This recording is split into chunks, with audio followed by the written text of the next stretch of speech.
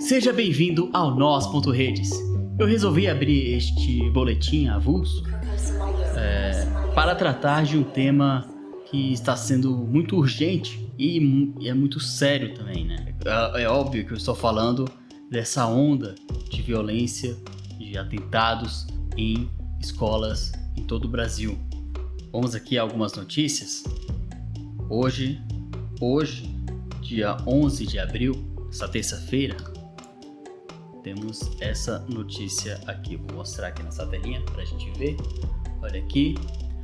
Ataque a colégio de Santa Teresa, de Goiás, deixa 3 alunos feridos, diz a polícia. Segundo a Polícia Civil, o suspeito de cometer o ataque é um aluno da unidade de 13 anos. Ele foi apreendido. Uma das alunas feridas sofreu cortes em pelo menos 3 partes do corpo. Isso aqui foi só em um dia. Também teve o atentado em São Paulo e o que teve maior repercussão, né, e mais alarmou as pessoas, deixou realmente todo mundo em choque, que foi o que aconteceu em Blumenau, que eu não preciso nem descrever o que aconteceu, você sabe o que aconteceu. Pois bem, o prefeito de Blumenau resolveu, claro, além de suspender aulas em toda a rede pública de ensino, e também deve ter sido seguida pela rede particular, né? Além de ter suspendido as aulas, ele adotou a medida de aumentar a segurança, né? Por meio de vigilantes particulares. Isso se dá por uma falta, né, de oferta das forças públicas, né, a Polícia Militar e Polícia Civil. O prefeito aqui é o Mário Hildebrand, do Podemos. Também há medidas parecidas aqui no Distrito Federal, onde eu resido. Anunciadas ações preventivas contra a violência nas escolas. A Secretaria de Segurança Pública do DF dará início nesta semana a uma série de medidas preventivas. Aqui prevê, né, basicamente a mobilização do batalhão escolar da Polícia Militar, que vai fazer também programas de reforço de policiamento ostensivo com os policiais do Serviço Voluntário Gratificado. E aqui temos vários departamentos da polícia, né?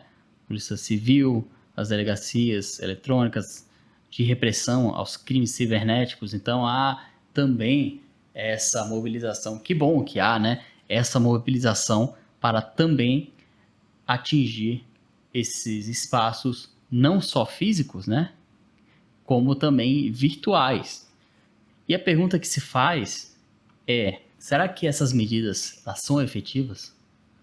O governo federal também aprovou, por meio do ministro da Justiça e Segurança Pública, Flávio Dino, também aprovou cerca de 150 milhões, se não me engano, de investimentos para a segurança nas escolas, né? A vigilância nas escolas, o aumento do policiamento nas escolas, policiamento ostensivo e também ações de investigação na internet, que é daí de onde muitas ameaças vêm, que é daí de onde é a origem desses crimes. E eu vou me abrir aqui para fazer um relato pessoal. Eu sempre fui uma pessoa, Henrique, eu sempre fui uma pessoa muito tímida na escola. Durante toda a minha infância e adolescência, durante todo o meu ensino fundamental e médio. Já teve alguns anos letivos em que eu passei o ano inteiro sem falar um A, qualquer colega que seja. Tinha aluno que não sabia a minha voz. Olha que ironia. Eu falando hoje como comunicador, mas na época eu era completamente... Até hoje eu sou, assim, nas interações pessoais, eu sou uma pessoa mais reservada. Mas naquela época não. Eu simplesmente não tinha relações sociais. Não era nada sociável. Eu era esse estereótipo que se tem do nerd, da pessoa que sofre bullying, mas ironicamente eu não sofria muito bullying. Estranho isso, né? Mas só que certa vez, quando eu tava escutando as pessoas falando de mim, e uma menina soltou isso aqui: não mexe com o Henrique, porque ele é capaz de um dia vir aqui atirando em todo mundo. Caramba! Eu na época eu achei engraçado, porque é absurdo se pensar que eu seria capaz de uma barbaridade dessas. Mas hoje, vendo a escalada desses eventos, me pega um pouco de espanto a naturalização que se faz com esse tipo de conversa. Não era para ser natural. E outra coisa que é engraçada, ou pelo menos que é interessante, é que até hoje se tem essa imagem simplista, reducionista, sobre como é que é, né, o estereótipo de um atirador de massa, de um terrorista, de uma pessoa que faz esses atentados nas escolas. Seria só um perfil, seria só um tipo de pessoa, e não é. A gente precisa, nesse momento de urgência, de muita gente sem saber o que fazer, muita gente achando que não há o que se fazer em relação a isso. É simplesmente uma coisa que veio para ficar, que é natural. Não, nós não podemos aceitar isso. Não podemos. Porque se aceitarmos isso é aceitar a barbárie. É aceitar que nós vivemos num mundo de bárbaros, de uma selva, né? Nós não estamos mais em civilização, nós não convivemos mais em civilidade. Nós não podemos aceitar isso. É preciso fazer um combate mais sério sobre esses crimes.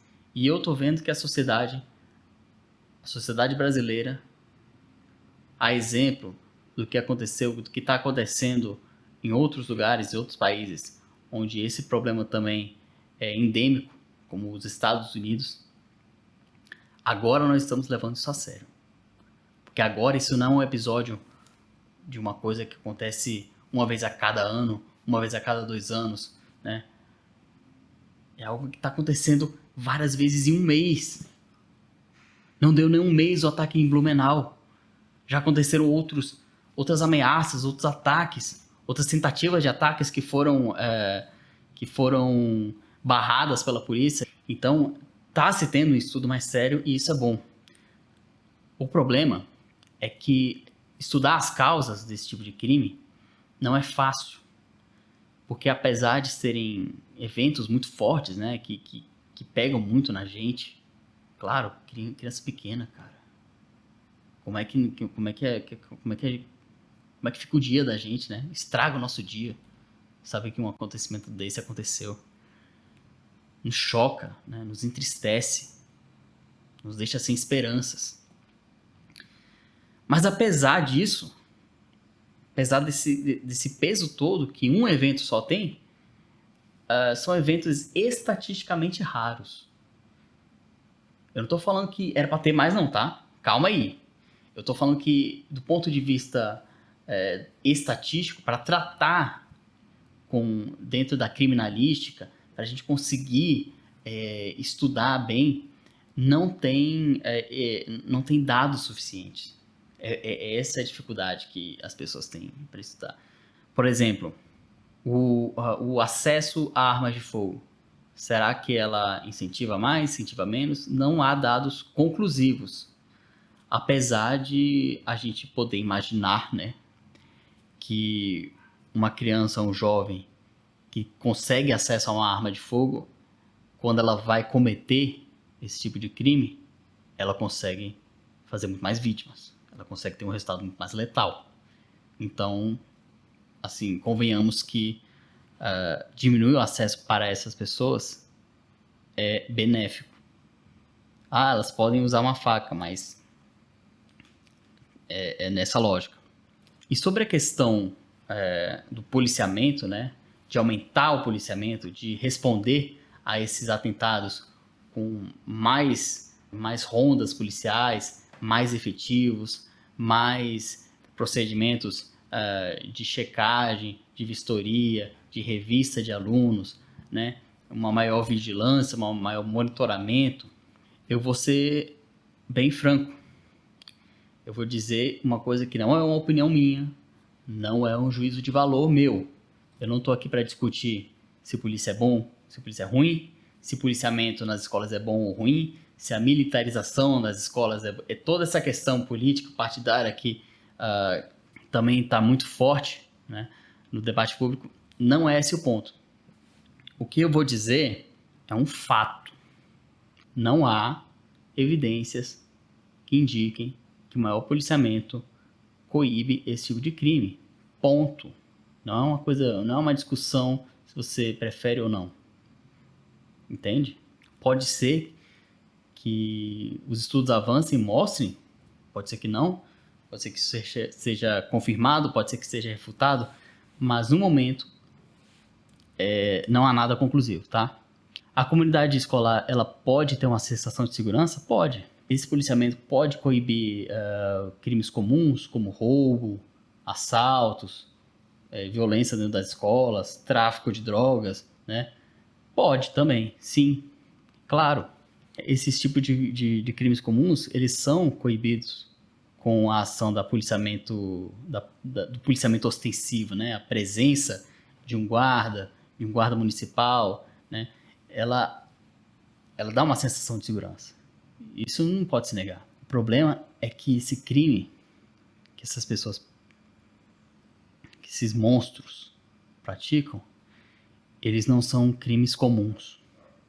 Ele é um tipo de crime muito específico. Eles são premeditados.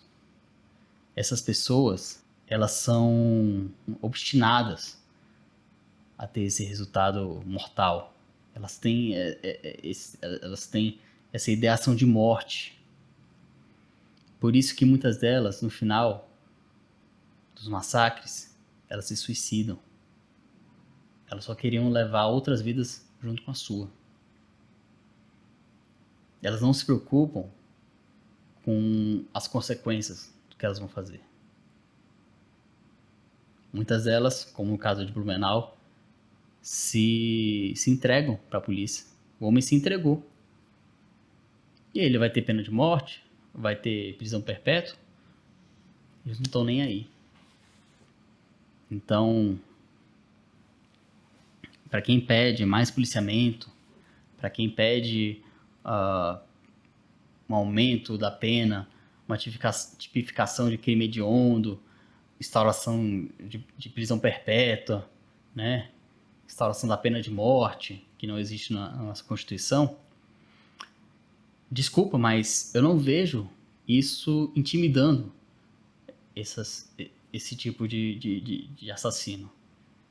Pode dar resultado para a pessoa que comete crime comum, por vários motivos, né? Que são vários motivos sociais, econômicos, que são outros. Mas esse crime em específico é outra coisa, é diferente, tá? Ok, mas se não há dado sobre isso, não há dado sobre aquilo, o que nós temos à luz da ciência? Bem, o que nós temos até agora, para que as evidências nos dão, é na questão psicológica desses assassinos, o perfil psicológico deles. Quando a gente fala, né, em perfil psicológico, vendo esses crimes absurdos, a gente já pensa, ué, esses caras são psicopatas, são sociopatas. Eu vi lá a série do psicopata na Netflix, é exatamente isso aí, cara, exatamente, é a mesma coisa. Tem que ser psicopata. Mas, só que tem um problema, não é assim que funciona, tá, gente? O psicopata, ele não tá predestinado a virar um serial killer, por exemplo. Tem gente que é psicopata e passa a vida inteira sem machucar uma mosca. Esses diagnósticos quem dá são os profissionais habilitados, né, nas suas funções. Mas há um traço de personalidade, e isso tem no estudo que eu vi, um estudo publicado em 2017, que descobriu um certo traço de personalidade que é comum em muitos desses atiradores, muitos desses terroristas. Sabe qual é? Consegue adivinhar? Será que é psicopatia? Será que é sociopatia? Não. O traço de personalidade que é comum em muitos deles é o transtorno de personalidade narcisista. Esses caras, eles são narcisistas. Olha só que interessante. Isso explica muito. Isso explica como eles são incentivados pelo chamado efeito do contágio. Como a divulgação de um atentado, às vezes, vem seguido de outras ameaças de atentados. Porque isso estimula. Porque o narcisista, ele gosta do holofote. Ele gosta de aparecer. E por mais que nós fiquemos horrorizados com esses atentados, lá para eles, no esgoto dos grupos de ódio onde eles estão inseridos, esses terroristas narcisistas, toda essa atenção que eles recebem é como se fosse um troféu. Sim, um troféu. Um troféu regado a sangue, a ódio, a dor, tudo que há de ruim. Mas na cabeça doentia deles é algo bom. Vai entender. Então, logicamente que o primeiro passo para coibir esse tipo de comportamento é não dar esse troféu a eles. Somos nós que damos esse troféu. Quando nós damos notoriedade por meio da imprensa, né? Por meio das redes sociais. Essa é uma responsabilidade nossa, tanto nossa, porque qualquer pessoa que tem isso aqui nas mãos, ela pode ser um publicador de conteúdo, né? Ela pode levar a notícia adiante, quanto a imprensa. E foi isso que aconteceu, né? O Estadão, a Folha de São Paulo, a Rede Globo, enfim, toda a principal imprensa nacional publicou uma série de mudanças que eles vão incorporar em seus editoriais na cobertura desses atentados. Eles não vão mais divulgar nem o nome, nem a foto dos assassinos, nem imagens explícitas, que ninguém merece, né, ver isso, nem quaisquer detalhes assim, mais escabrosos, nada disso. Eles só vão se ater ao básico. Isso é uma ótima notícia, mas eu não vou aplaudir esses jornais, porque isso é uma informação, isso é um tipo de conhecimento que já tem, muito tempo. As pessoas, os pesquisadores, já vinham alertado nesse efeito que a imprensa tem em incentivar esse tipo de fenômeno há muito tempo. E só agora que o negócio se alastrou de uma forma espantosa, é que nós estamos vendo toda a imprensa, toda a mídia se unindo, como aconteceu em outros momentos também, né? Lembramos os consórcios da pandemia e tudo mais, se uniram nessa causa. Que bom, vocês fizeram, assim, o básico, tá bom? Mas vamos lembrar também que a responsabilidade também é nossa, porque nós compartilhamos, nós temos essa capacidade. Então, se você receber imagem, sabe, do assassino, imagem chocante, sabe, não compartilhe. Primeiro, não compartilhe. Segundo, reveja a sua amizade com essa pessoa com quem você está recebendo esse tipo de coisa. Essa pessoa não deve bater bem. Fale com essa pessoa, né? Instrua, explique para essa pessoa que isso não é legal, que não é para ela fazer isso. Né? Se quiser, compartilhe até esse vídeo, onde eu estou aqui expondo todos os argumentos. E se você encontrar algum grupo de ódio ou algum usuário na internet fazendo apologia, glorificando essas pessoas, fazendo piada, fazendo pouco caso, enaltecendo assassinos, denuncie, cara. Denuncie. Mas não denuncie só na rede social, não. Pegue os prints, pegue a denúncia, pegue o nome da pessoa, mande para o Ministério Público, mande para a Polícia Federal. Tem um canal agora no governo federal que está fazendo esse levantamento. Né? Eles disponibilizaram um canal de denúncias recentemente, à luz desses atentados. Então, denuncie em qualquer meio necessário. E sobre esses grupos de ódio, isso mereceria um episódio à parte, tá bom? Que eu vou fazer junto com uma especialista. Eu vou convidar uma pessoa aqui especial, que ela vai expor com muito mais detalhes, com muito mais conhecimento de causa do que eu, o que levam as pessoas a entrarem nesse tipo de ambiente tão tóxico e odioso. Mas eu gostaria de fazer um paralelo aqui entre esses grupos e a personalidade narcisista. Por quê? Porque o narcisista, ele não é simplesmente uma pessoa vaidosa, uma pessoa egocêntrica, uma pessoa, sabe, autocentrada, né, uma pessoa egoísta. Ela também é isso, mas ela é num nível tal, num grau tal, que ela se coloca numa importância tão grande a respeito de si mesma, ela se coloca num patamar tão alto a respeito de si mesma, que ela tem dificuldade de amar o outro. Ela tem dificuldade de criar conexões com outras pessoas, de criar relações profundas. Elas têm muita dificuldade de se relacionar, relacionamentos românticos. Elas têm dificuldade de ter empatia, que é quando você consegue se colocar no lugar do outro. Ela não consegue, porque ela está nesse patamar de pretensa superioridade. O que acontece quando essa pessoa ela não é enaltecida, ela não é elogiada, ela não recebe o reconhecimento que ela acha que merece? Sabe o que acontece? Ela responde de forma ríspida, muitas vezes com violência. Ela não aceita a rejeição. Entende? É por isso que muitas vezes o gatilho para esses atentados é o bullying. Porque o bullying ele gera essa situação de humilhação, né? de execrar a pessoa. Mas também pode ser uma rejeição de uma coleguinha da qual o menino era apaixonado. Pode ser uma rejeição dos pais. Pode ser uma punição que a comunidade escolar submeteu. Ele simplesmente não aceita o não. Ele não aceita a rejeição. Mas nem todo narcisista tem propensão à violência e nem todo terrorista é narciso. E sempre houveram crianças e jovens com esses transtornos.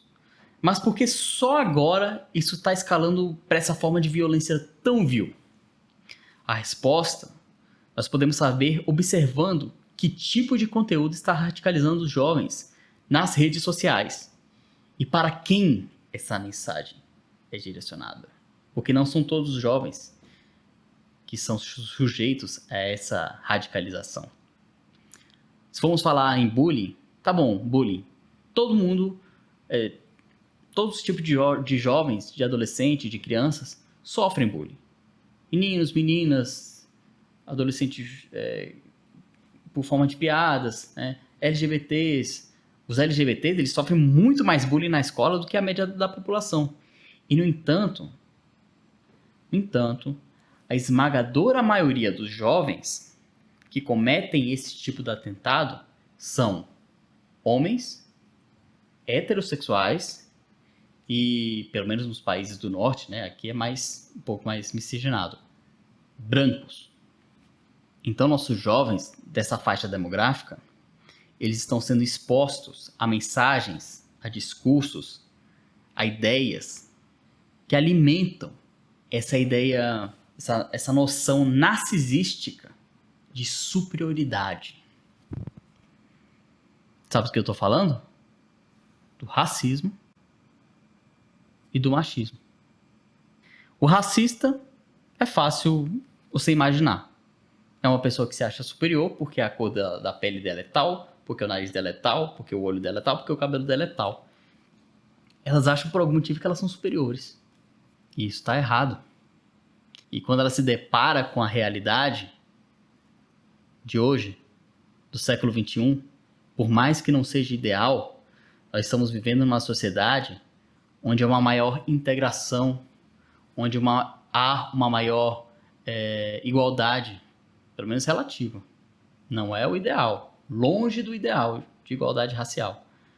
Mas se vê pessoas negras sendo representadas em espaços de poder, se vê pessoas negras entrando na universidade e ocupando profissões, né, e cargos de prestígio social.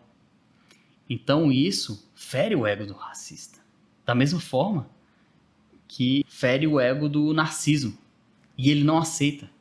E ele muitas vezes recorre à violência. É por isso que os grupos covardes de neonazistas, eles encorajam tanto esse tipo de terrorismo. É por isso que é preciso a Polícia Federal e todos os meios necessários coibirem a ação de grupos nazistas e neonazistas no Brasil. Eles estão crescendo e isso é alarmante. Mesma coisa do machismo. Os pais e mães que estão assistindo podem nem saber, mas está surgindo aí na internet uma nova onda, uma nova trend, que é o tal do Red Pill. Tem um Red Pill, tem um Blue Pill, tem um Black Pill, tem um monte de pill e um monte de termo em inglês aí. Na internet, os nossos jovens, por meio dessa cultura digital, estão sendo ensinados, dentro desse sistema de símbolos que eles criam, que só os homens possuem valor, só os homens possuem honra, só os homens são dignos da sua sincera amizade, da cumplicidade, do compromisso, da camaradagem. Só os homens têm importância. É um ideal de masculinidade que certos gurus ensinam aos jovens, né, de forma muito sedutora, mostrando que eles são os alfas, eles são os machões, eles conseguem as mulheres que quiserem pelas técnicas deles, eles nunca deixam a mulher se sobrepor a eles, né? Eles estão sempre no comando. E é claro, as mulheres nesse universo masculinista, esse universo dos homens, elas têm um papel secundário. Elas são vistas como objetos para prazer sexual ou para cuidar dos afazeres de casa. É uma concepção bem antiga, né? Que nossos avós, ou bisavós, ou tataravós tinham. E que funcionava nas sociedades daquelas épocas. Porque a situação social era completamente diferente. O problema para esses jovens e essas crianças e esses adolescentes que acabam acreditando nisso é quando eles se deparam, de novo, com a realidade. A realidade é que as mulheres de hoje em dia, por mais que elas não sejam manifestamente feministas, nem progressistas, nem nada disso, elas simplesmente não aceitam mais viver num relacionamento onde elas são renegadas a uma função simplesmente de reprodutoras ou de saciadoras dos desejos do seu homem. Elas querem cumplicidade, elas querem reciprocidade, elas querem um parceiro, um companheiro, né? Elas querem um amor sincero. E, infelizmente, essa concepção distorcida que esses masculinistas dão aos relacionamentos, elas impedem esse homem, esse jovem, de conseguir ter um relacionamento saudável. Não preciso nem dizer que esses homens, eles acabam com relacionamentos frustrados, né? Essas mulheres acabam os deixando. E nesse abandono, esse homem com um certo senso narcisista de merecimento que ele acha que tem da afeição da mulher, ele acaba não aceitando. E isso gera o quê? Uma resposta violenta. Tá aí a explicação da epidemia de feminicídio que nós estamos vendo. Mas também explica os muitos atentados a escolas que são motivadas por uma versão extrema, uma versão muito mais perversa desse machismo, que acaba descambando não só para o machismo, mas para o ódio às mulheres. É o que a gente chama de misoginia. Os homens que têm esses pensamentos, às vezes eles são héteros, não necessariamente, mas eles desistem de ter qualquer tentativa de relacionamento com mulheres. E eles acabam se denominando incel. É um termo que designa, de forma contraída assim, celibato involuntário. Então esses caras, eles acreditam, né? Eles declaram que eles são celibatos, mas de forma involuntária. É meio que uma forma de uma piada autodepreciativa. Eles entram na depressão, né? Eles se depreciam e entram numa ideação suicida, uma ideação de morte. Eles não aceitam mais esse mundo onde as mulheres têm a liberdade de dar o fora nele, digamos assim. Então, quando eles praticam esses atentados, quando os atiradores, né, quando os terroristas são essas pessoas, são esses incel, eles miram nas garotas do colégio, como uma forma meio que de se vingar dessa rejeição que eles sofreram a vida inteira, né? E que não é de jeito nenhum a culpa dessas meninas. A culpa é simplesmente dele, que ele não conseguiu resolver e exterioriza como todo narcisista patológico. Bem, isso é uma questão tão problemática, né? Tão pesada, mas nós vamos nos aprofundar porque, infelizmente, apesar de ser algo pesado, né? Algo não muito agradável de se tratar, é extremamente necessário, porque a gente não pode, novamente, a gente não pode normalizar o que está acontecendo. A gente não pode achar que é isso mesmo, que nós vamos precisar viver cada vez mais nos privando das nossas alegrias, né? E privando o próprio ambiente escolar. Porque, mais uma vez, a escola não é a causadora dessa violência. A escola é vítima. A escola como um todo, como concepção, como um projeto de sociabilização entre jovens, um projeto de educação que seja baseada no compartilhamento, na solidariedade, na cooperação. É isso que esses terroristas querem atacar. Se nós deixarmos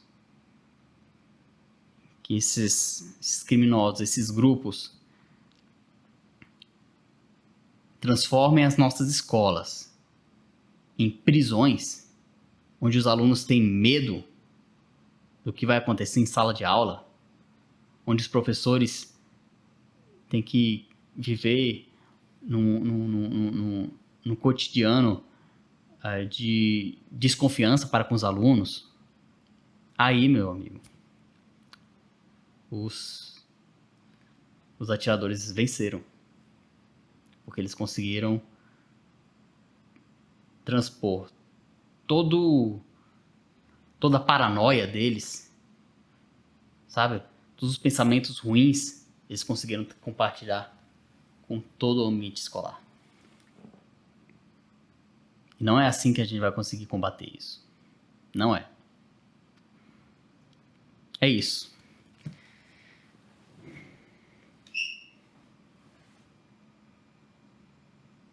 O Nas Redes é um projeto científico de divulgação científica, tecnológica. Vamos falar de ficção científica, das produções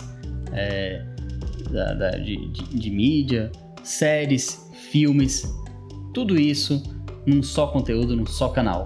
Se inscreva aqui, que eu te prometo que os próximos conteúdos serão mais otimistas, mais alegres, porque não é só de desgraça que a gente vive também das alegrias e das esperanças. E esperança é o que nós precisamos agora. Então, até mais e tenham todos um ótimo dia.